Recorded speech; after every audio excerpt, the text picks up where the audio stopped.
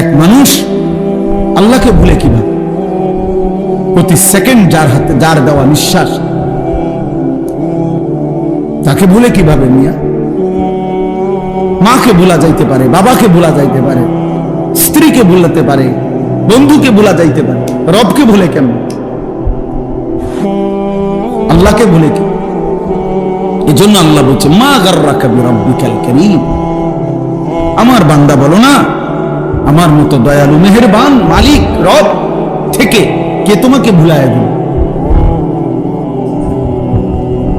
কে তোমাকে ভুলিয়ে দিল? কি এমন কারণ হলো বান্দা যে তুমি আমাকে ভুলে গেলে? আহ আল্লাহ এজন্য ফিকির করে, কেন নামাজ পড়বে, কেন আল্লাহকে ডাকবে, একটা বার মালিকের নাম শুধু ফালতু কথা, শুধু গল্প।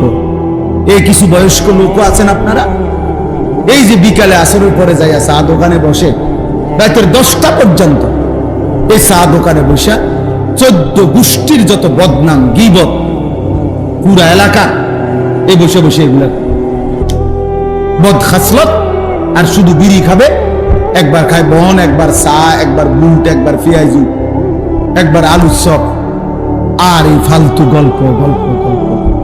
কি বলেন এগুলো?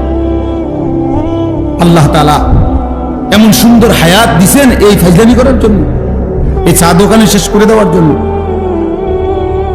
বলে কি পরিমাণ বয়স্ক লোক চা দোকানে বসে থাকে? বলেন বলেন, ইনসাফ করে বলেন, কি কামটা কি কাম? আপনি তাসবিহ পড়েন, আপনি সুবহানাল্লাহ পড়েন বসে বসে, একবার সুবহানাল্লাহ পড়লে উহুদ পাহাড়ের চাইতে ভারী নাকি?